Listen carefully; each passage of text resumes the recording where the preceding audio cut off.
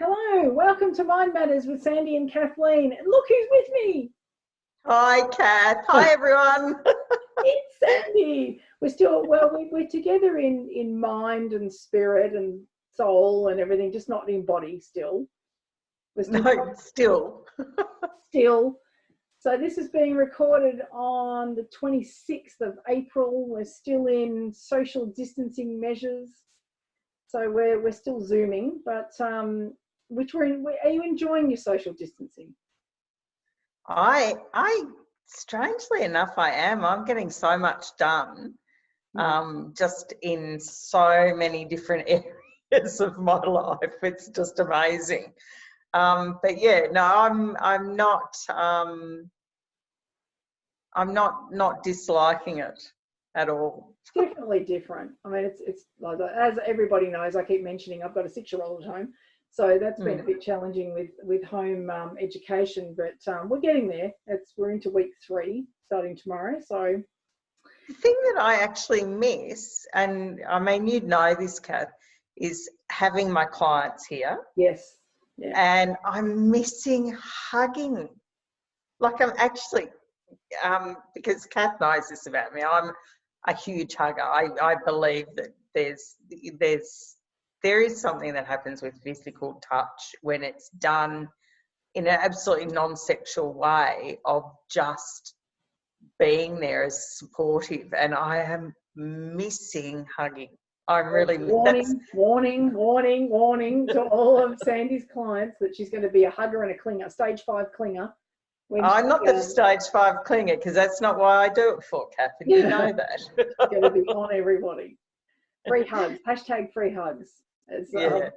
As we say. So today we're going to talk about 2 different topics that have rolled into one, and that is online dating during a pandemic, and also dating, or what happens when you're in a relationship with someone when you don't live with them, and social distancing measures mean that you might not be able to see them like you normally would. So we here in Australia, you're allowed to visit your partner if you don't live with them, so you can go and stay the night at their place and so on and visit them. But however, if you're not up to that stage, or that's something that you do really regularly, and because of the way work is, working from home and social distancing, you can't do that all the time, that the nature of your relationship can change quite dramatically. So we thought we'd have a bit of a chat about that.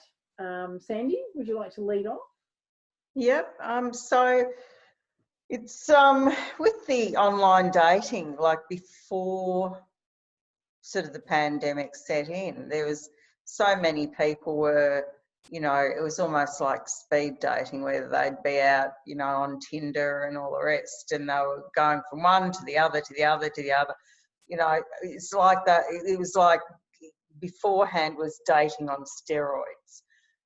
Whereas now, because that has had to be dialed back, and we're not talking about going back into the dark ages, people are actually having to communicate because you can't physically get together. So this is, and so some of the things is that there's, you're still using all technology, you're Zooming, you're Skyping, you're using Tinder, all that sort of stuff. All of that's still in existence. That's why I mean, we're not talking about the dark ages here. But what we're talking about, and this is something that Kath and I both, without fail, communication. If you've never, but I do have some warning flags within that as well. So some of the things is that this is what's happening, is people are actually communicating. Warning flags. Don't think that because you've been Skyping someone for 3 months and you're madly in love. Do not. These are the big warning flags. If I had a big red screen, it would be doing this. Do not plan to marry the person you have met online until you've met them in person.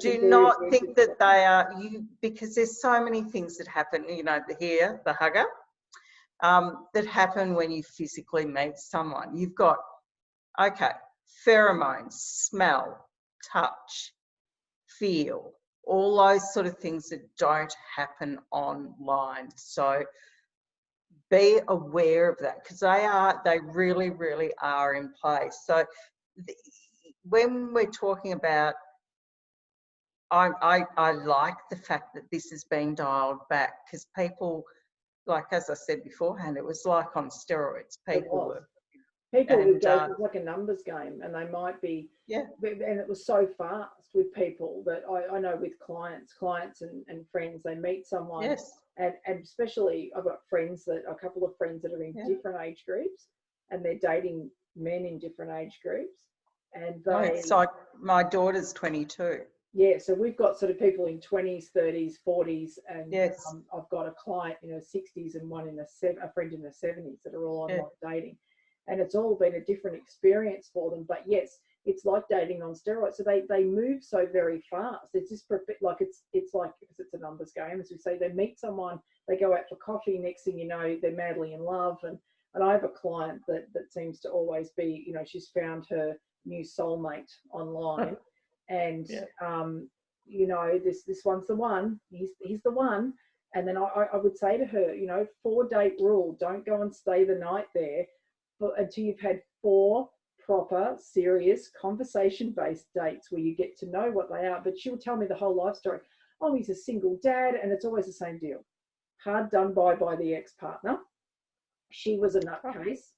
You know, he's now trying to do the right thing, and she's not allowing it to happen, and he's just full of love and heart and soul, and he's a wonderful partner, and he's so supportive, and she thinks she's met the man of her dreams. And then I say, okay, let's just slow down. Let's just get to know more about him. Let's ask more questions. Let's learn more things and see where we're at after 4 dates. And invariably, there's been jumping in with 2 feet. And then at the end of the 4 dates, Mark, she'll turn around and go, yeah, there's something wrong with this guy. Like he's, you know, I'm like, told you.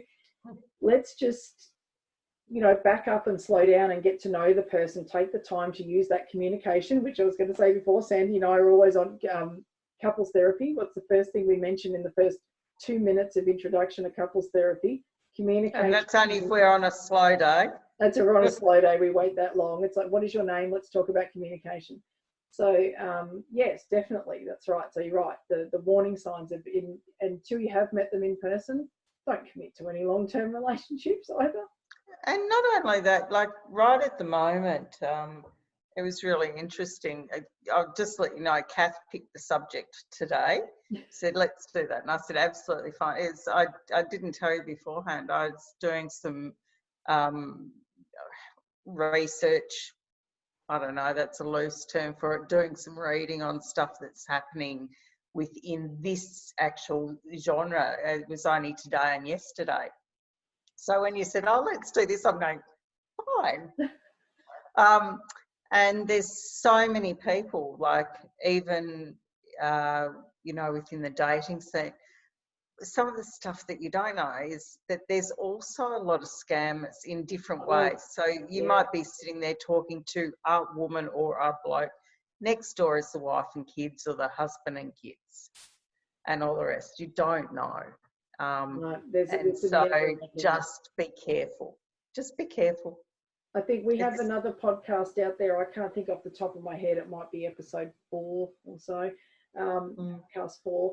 That talks about, or 3 might be, talks about online dating perils and how you can do a Google search on images, because often if it's, you know, I've had clients come to me and say, we're talking to this guy and he seems too good to be true, and there's these these perfect series of photos of him, you know, buffing in the gym on the beach, you know, with his dog, and everything's perfect and great, and the story is just not quite believable.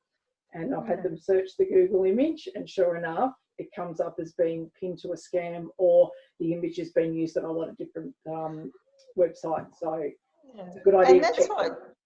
And that's like what Kath and I are doing. You know, we do Zoom, and, you know, I've been doing Zoom with clients for years, as Kath knows.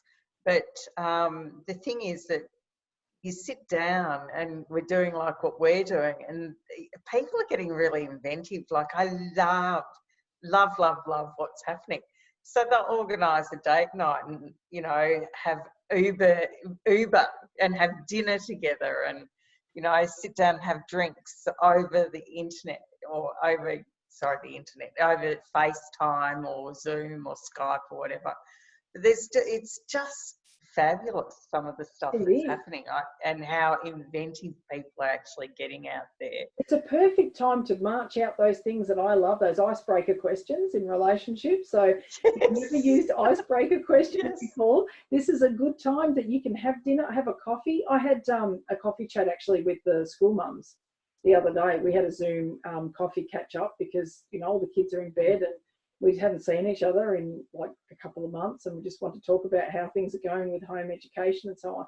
But you can do that. You can still have your coffee chat or catch up with someone, hopefully a little more successful than your cup of tea incident, the great online day. If you haven't heard that, you definitely need to hear Sandy's cup of tea incident with someone she met online. That's searched through the online dating episodes. I said, I think it's 3 or 4.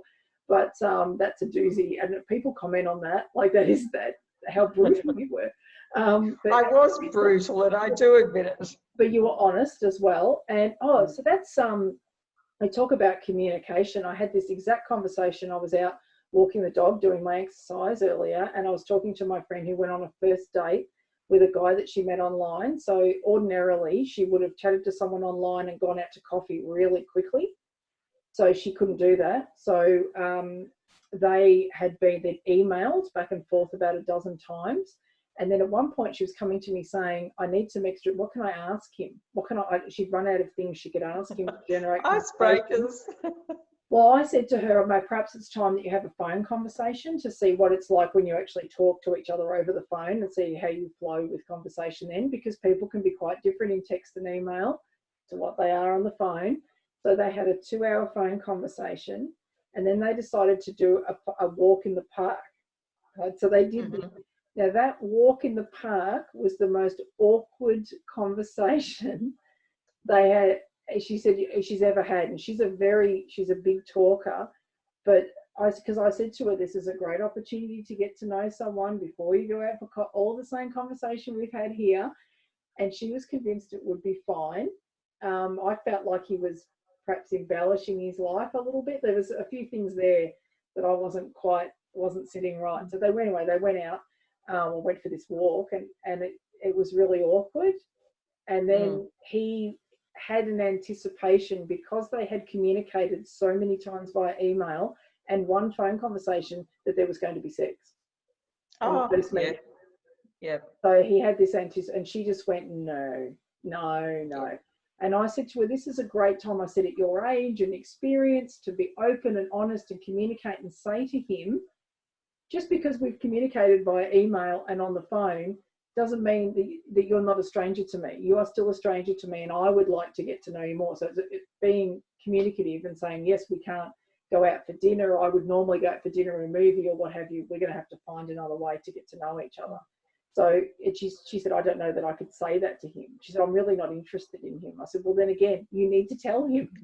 Yes. You need to tell him. Don't string him along. Say to him, I think we communicate well in this instance. And guess what? With this sort of forum, like with doing, you know, if you set up where you do a Zoom or whatever session with, you know, with someone, and you happen to be going through the evening, and you're sitting there and you just go, you know, the connection's not great. We may drop out. You seem to be freezing up. I don't know what's going on. Can you hear me? Can you hear me? Yeah. Hang on, maybe that's just zooming away from the truthful communication here. Just a little bit. But you can be honest. And that's another thing. It's much better to say to someone, well, what I said to her tonight was, I said, be honest with him and say, we've had a lot of, you know, emails back and forth. We had a great 2-hour phone conversation. Yet when we met face to face, we weren't able to talk. Why do you think that is? Because the thing is that he may find this forum is very easy, but doing one-on-one with people, he may be just incredibly shy. Yes, that's right. You know. So I said you could be letting a great relationship go, but if you don't work out why. I mean, he might say, oh, I find it a bit intimidating when I first meet somebody. It takes. Hey, and guess what? He may not know that either. He may, and so he can't communicate it. Can't communicate it. So, but you know, I said maybe it's just he might say, I'm used to a first date being over dinner, not walking along, you know, in the park and so on. So it's, yeah, and it's making people learn new skills that they didn't necessarily have before. And it's, if you think about wartime, the Second World War, people would go away to war and leave their loved one behind, and they could only communicate via written letters that could take months and months to get home. So there was no such thing as emails where you could send an instant reply or messenger or any of those things. They learnt to communicate in that way because that was their only choice. It was really interesting. Just a little segue here. I was, as you know, I've been cleaning out the shed, and I found, and I lived over. That was as I know. I know she's been cleaning out the shed. Not all of our listeners, but now the listeners. Sorry, you've been cleaning. Okay, I've been cleaning out the shed, and in there I found I lived overseas for 3 years of my life, and so Mum and Dad were great letter writers, so they didn't like me ringing so much because it used to freak them out, and even though it didn't cost much even back then. And I found all these letters. Mum had kept letters that I'd written, and I was reading through some of them, and they were just delightful. I'm going, oh, I was such a good writer back then. I don't think I'd be that good now. It was really interesting. I have a similar, a lot of letters that my mum found that my grandparents had communicated to each other when my grandfather had come to Melbourne from a country town to establish the family home and to get a job and so on, and then Nana was following with the children. They communicated, and there's some interesting things that they communicated like a well-communicative, a well-established couple, and she was communicating normal things. She was talking about constipation in one of the children in a letter. Oh yes, I need to sort out, such and such as constipation before we come in on the train, up to Melbourne. Yeah. So, but they just communicate like it was a phone conversation or just a general across the lounge room. So it's because, as I was saying to Sandy just before when we were discussing what we're going to talk about today, there's people that have all of a sudden found themselves in what is effectively a long distance relationship. Whereas before they might have lived a half-hour drive from each other, and they both work busy jobs, but they would get together a couple of times during the week, and on weekends they would spend one weekend at someone's house and one at the other person's house the next weekend. And now they're sort of going, well, I can't do that because I'm working from home and I've got the kids here and I can't travel, or you can't come here because my mum's elderly and she's here as well. And so I've got friends and clients that are finding themselves in sudden long distance relationships, and long distance relationships are hard work. They are very hard work because it's so layered and it's so different for everyone, like every relationship. Some people cruise through a long distance relationship, others struggle, and the majority struggle. It's not the norm, but and the majority. What makes it harder at the moment is there's no end date. It's not like you're saying, oh, my partner has a 6-month contract and they've gone to Antarctica, another state, whatever it is, for 6 months, and I know they're going to be back on the 1st of October and we're just trying to work through it. This is a case of we don't know if it's going to be weeks, months, probably not a year, but it's going to be weeks at least before things will start to return to normal. And especially if you do live a fair distance apart, like if you're in, say, a regional area and they're in, an urban area, that you all of a sudden, it's like you're across the other side of the country. So. And it's a fantastic, I think these are like golden opportunities to actually really hone those communication skills. When like what we were talking prior to this, when you first meet someone, it's a great space to investigate those things in a really safe space. And as Kath's talking about, with being in a relationship and then it's inadvertently turned into this distance relationship, it gives each of the couples the opportunity to communicate in really old-fashioned ways, where you actually have to, it's not a case of sitting together and, you know, eating dinner and, you know, whatever. It's a case where you've actually got to talk to each other and communicate, you know, oh, yesterday this, that, and you communicate about, no, I'm feeling this or whatever. It's, you know, and then learning how to compromise and how to support, you know, and that comes both ways. It's I think a really unique and a very positive outcome, you know, from all of that. And connection with each other on another level, because it may be the case that you don't realise what makes up your relationship until you can't be together all the time. So if you're, say, people that rely on sex and physicality to keep that connection, or if you're people that say, well, we play sports together, so we do bowling on a Tuesday night and basketball on a Thursday night, and we spend the weekends at the football, and we did it, that all of a sudden you can't do any of those things. You've got to find a different way to connect. So it might shed some light on, and it could shed a lot of good and bad things in a relationship. That there may be some people that are sitting back there saying, I thought we had a really good relationship. I thought we were strong, but I've noticed that because I can't go over to his place on Wednesday night and have pizza, all of a sudden he doesn't call me. I'm just going to put a warning in there as well. It doesn't mean... Warning, I'm doing the... Yeah, warning, we're flashing red again. It doesn't mean that if you end up in you know, the long distance relationship inadvertently because of this, that even though your relationship was very physical and you were going to football, all that, and that's what that doesn't mean it was a bad relationship. But when all of that's removed, it's very hard to maintain it. And that also doesn't mean that that's a bad relationship. It just means that the way that you guys communicate is physical, going out, socialising, all the rest.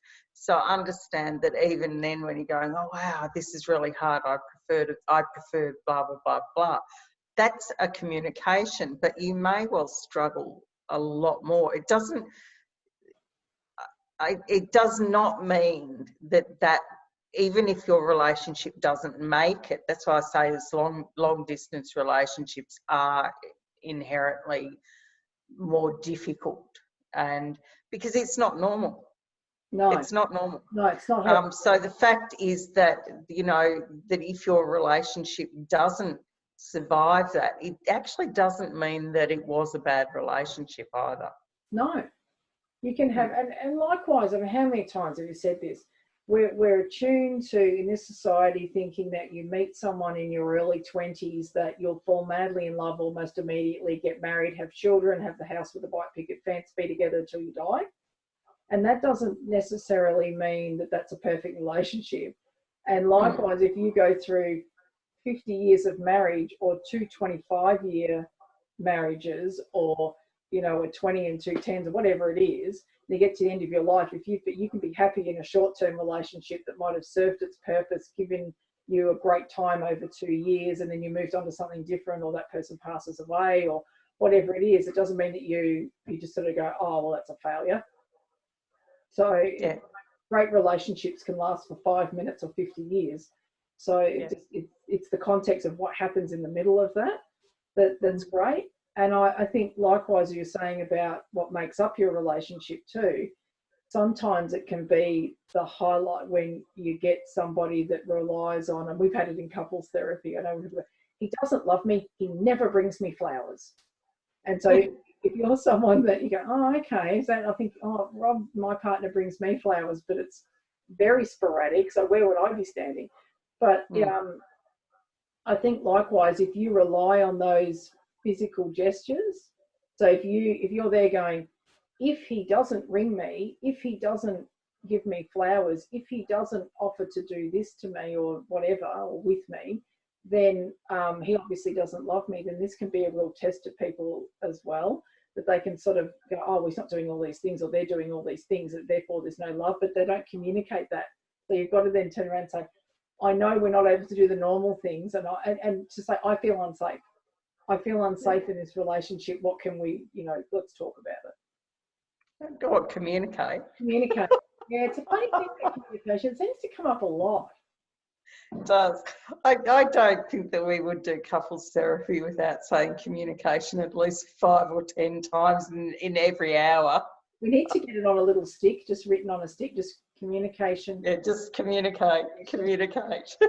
I know sometimes I've caught myself in therapy where it's almost come out sarcastically, and I've gone, oh my God, is that like communication? Are you two like communicating? Is this?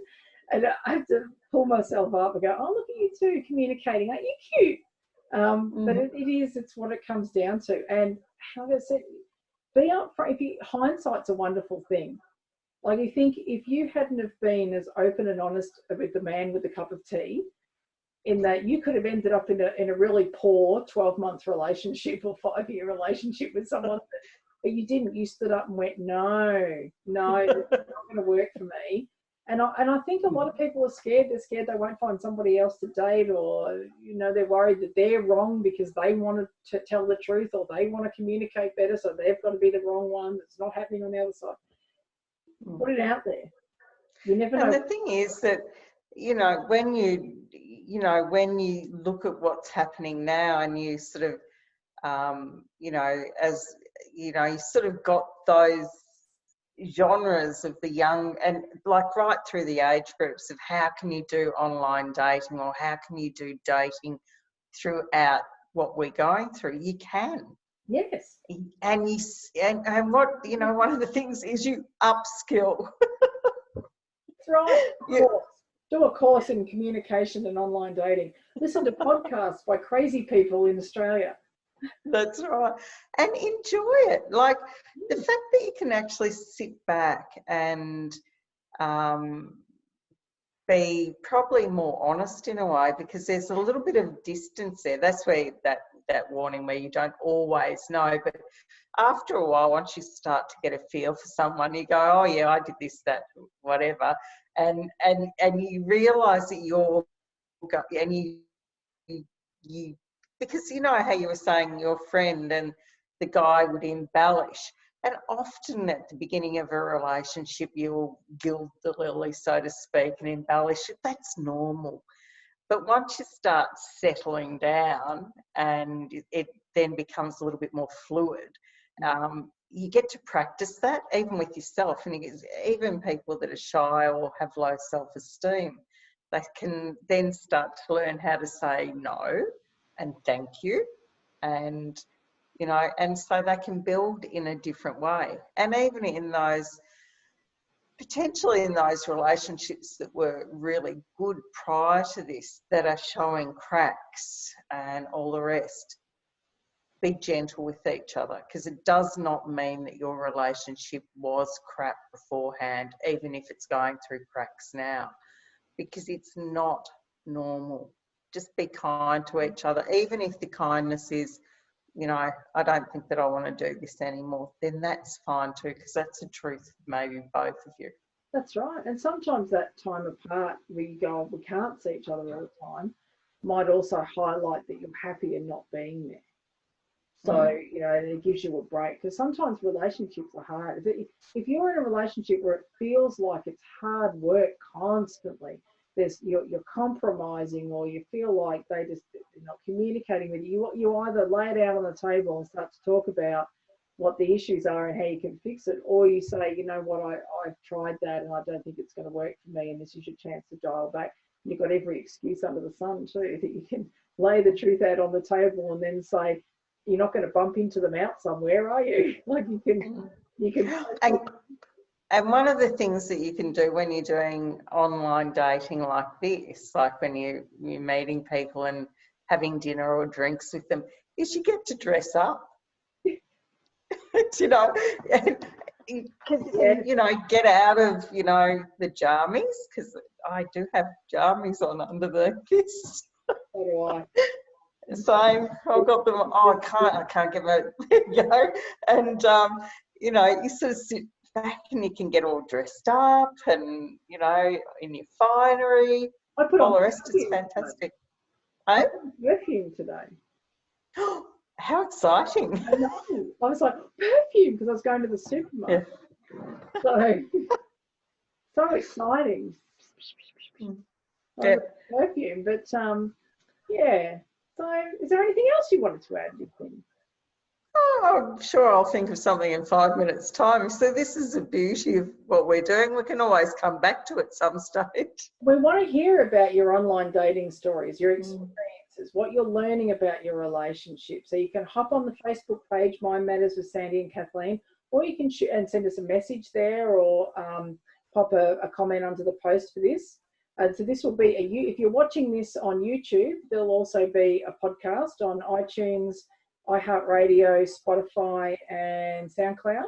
And if you're listening to it as a podcast, you can hop over to YouTube and Google Mind Matters with Sandy and Kathleen. You can see us and see all of our splendor, pajama bottoms and all, because we are real people, believe it or not. I'm surprised I haven't had a dog and a child. You have 2 cats. You had to take an interlude before we started to let cats in. So we have animals. We are working from home, and that's the reality.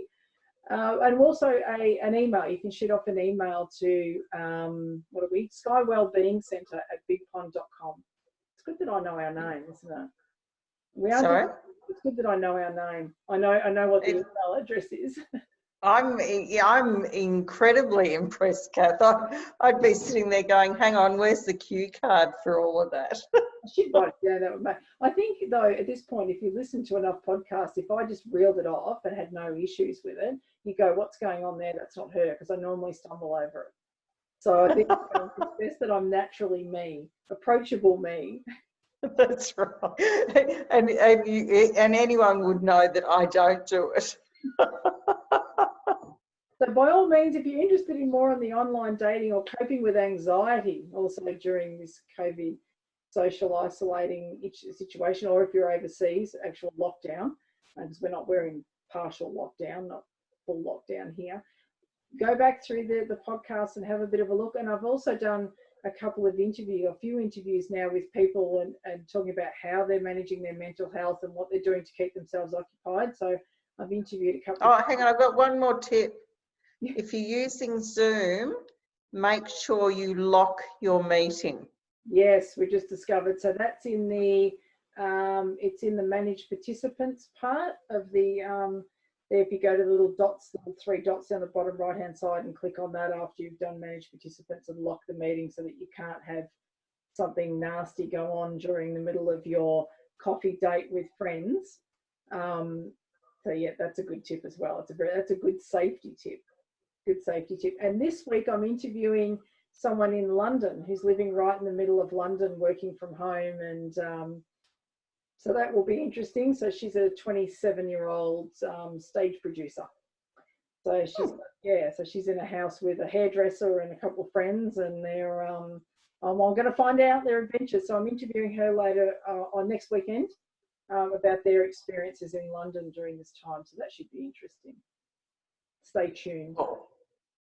Well, have a good night, everybody. Thank you for joining us, and we'll hope to hear from you all, and stay safe above everything else. Okay. Bye. Bye.